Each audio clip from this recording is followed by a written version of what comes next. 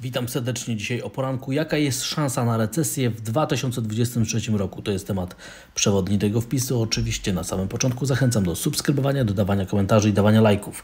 Jeżeli uważacie, że te materiały niosą dla Was jakąś wartość, a tych wszystkich, którzy chcą śledzić mój portfel w edycji grudniowej, która startuje już w przyszłym tygodniu, zachęcam do wysłania specjalnej wiadomości. Adres e-mail poniżej, a będziecie otrzymywać wiadomość z informacjami, jak modyfikuję mój portfel w zależności od zmieniającej się sytuacji rynkowej następnego dnia na indeksach giełdowych, na Forexie, na surowcach, na obligacjach, a nawet na Bitcoinie.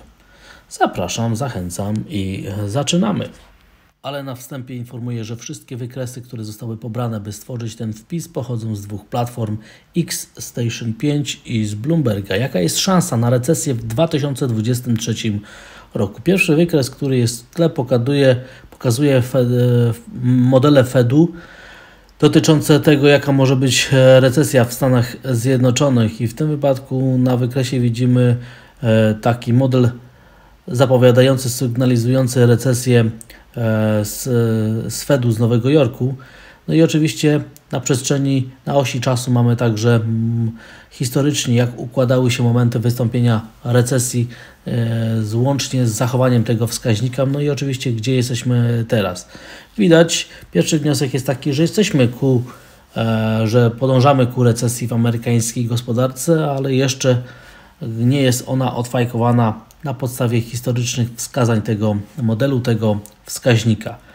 Na następnym wykresie widzimy już na podstawie ankiet, jak tutaj inwestorzy spodziewają się wystąpienia możliwości recesji w amerykańskiej gospodarce w następnym roku, czyli w 2023.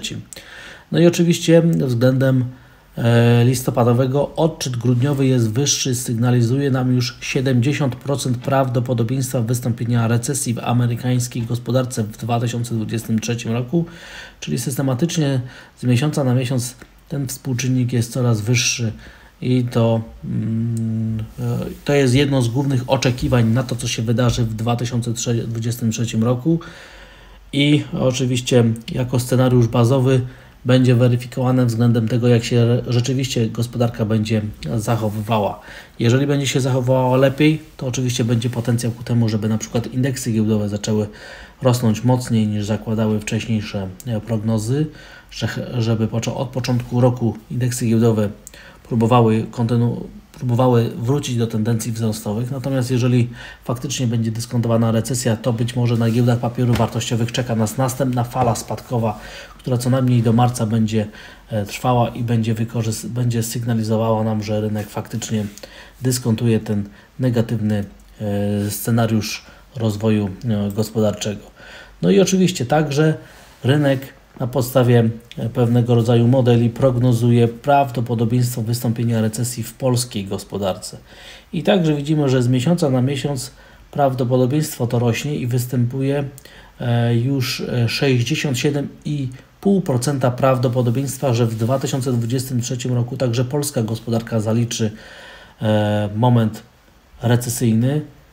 No i oczywiście widzimy bardzo dużą zbieżność wskazań dla polskiej gospodarki i dla amerykańskiej. I oczywiście bardzo podobnie zachowują się modele dla różnych innych gospodarek naszego regionu, krajów europejskich, co pokazuje, że 2023 rok, zwłaszcza w pierwsza połowa, może przynieść nam faktyczną recesję, spowolnienie gospodarcze w formie właśnie recesji i to zjawisko może być dyskontowane przez rynki finansowe. Cały czas jest jednak szansa na to, że unikniemy takiego scenariusza. Natomiast moim zdaniem jednym z głównych wyznaczników tego, czy faktycznie tak się stanie, który możemy śledzić na naszych oczach, jest zachowanie giełdy papierów wartościowych. Jeżeli ona rośnie, to dyskontuje raczej optymistyczny scenariusz, a jeżeli spada, to dyskontuje raczej pesymistyczny scenariusz, czyli ten recesyjny na przestrzeni następnych 6-9 miesięcy w amerykańskiej i światowej gospodarce. Myślę, że tak należy interpretować te dane, te wnioski, które płyną z najnowszych informacji płynących z odczytów rynkowych. No i dzisiaj poznamy także serię ciekawych danych makroekonomicznych. Oczywiście uzupełnieniem wczorajszych danych z gospodarki polskiej będą twarde dane o sprzedaży detalicznej, te w ujęciu nominalnym, jak i w realnym. Będziemy także świadkami danych o produkcji budowlano-montażowych i o 10:00 poznamy także wskaźnik zaufania konsumentów w naszym kraju. No i oczywiście komplet danych makroekonomicznych pozwoli nam przybliżyć ocenę szansy na wzrost gospodarczy w czwartym kwartale, który teraz trwa. I jeżeli te dane makroekonomiczne będą podobnie lepsze niż te wczorajsze, rynki finansowe, zwłaszcza rynek polskich aktywów, zwłaszcza rynek akcji, moim zdaniem, powinien zacząć to dyskontować. Wczorajsza sesja na fali mniejszej inflacji niż zakładały prognozy zaczęła, podczas tej sesji były znowu kupowane polskie obligacje. Rynek krajowej waluty także pokazywał umocnienie, presję na aprecjację. Euro-złoty zbliża się do kluczowego wsparcia 4,65 i gdyby okazało się, że jest ono pokonywane, to sygnały propolskie aktywa byłyby jeszcze bardziej wzmocnione, ale moim zdaniem główna presja pójdzie na warszawską giełdę. I widzimy, wczorajsza sesja mi zaimponowała. Spodziewałem się spadków, natomiast kształt i kolor dziennej świecy bez większego górnego cienia, która zawiera w sobie zmienności z ostatnich kilku sesji, moim zdaniem bardzo silnie zwiastuje i zachęca, by wierzyć jednak w scenariusze prowzrostowe w końcówce tego roku, więc dzisiejsza sesja będzie miała za zadanie potwierdzić te wskazania płynące z wczorajszej sesji, natomiast imponująca moim zdaniem jest ta świeca, która powstała wczoraj. Każde zamknięcie teraz powyżej 1800 punktów będzie zachętą do tego, żeby wieścić ruch i atak na poziom 2000 punktów na indeksie WIG20 i oczywiście im lepsze dane makroekonomiczne, tym większy pretekst, ponieważ rynek zdyskontował wcześniej recesję i spowolnienie gospodarcze w polskiej gospodarce, natomiast każde dane lepsze od prognoz są wyśmienitym pretekstem pokazującym rynkowi, że wcześniejszy pesymizm był na wyrost był duży, a faktyczny rozwój gospodarczy jest lepszy. A to jest dobra podstawa ku temu, żeby wieścić ruch w górę. Plus oczywiście międzynarodowe przepływy finansowe obserwowane na euro-dolarze także są jednym z najważniejszych czynników, które determinują teraz rozwój sytuacji na warszawskiej giełdzie, na polskich obligacjach, a zwłaszcza na rynku złotego. Dlatego też jeżeli euro-dolar pójdzie jednak w górę, to prędzej czy później polskie aktywa będą kupowane, ale raczej prędzej niż później ze względu na relatywną dużą siłę polskich aktywów względem teraz reszty świata i tych innych benchmarków, które były wcześniej punktami odniesienia. Dla Stanów Zjednoczonych dzisiaj o godzinie 16 poznamy najważniejszy dziś wskaźnik zaufania konsumentów dla grudnia, więc rynek może także na to zwracać uwagę, natomiast faktem jest, że wczorajsza decyzja Bank of Japan, który poddał się na kontroli krzywej dochodowości w okolicach 0,25%, o czym będzie za chwilę w dalszej części tego materiału, spowodował presję wzrostową na rentowności amerykańskich obligacji.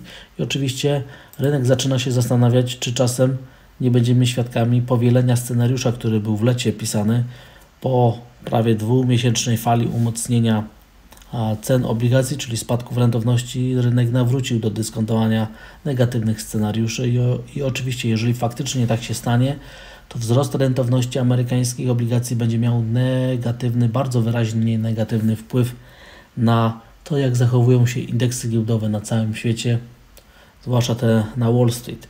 Więc bardzo uważajmy na to, co się wkrótce wydarzy na indeksach giełdowych na Wall Street.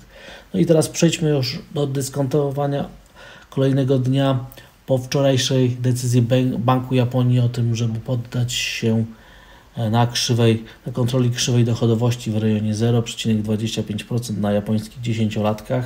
Widzimy dzisiaj, że ceny obligacji znowu spadają, dalej spadają, rentowności dalej rosną i rynek naprawdę zastanawia się, czy poziom 0,5%, który teraz ma być broniony, faktycznie się utrzyma, czy Bank Japonii dalej znowu nie skapituluje.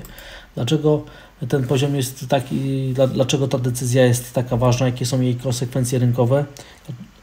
Oczywiście im wyższe stopy rynkowe procentowe, tym większa presja na aprecjację krajowej waluty. To zjawisko obserwowaliśmy dla amerykańskiego dolara podczas całego tego roku.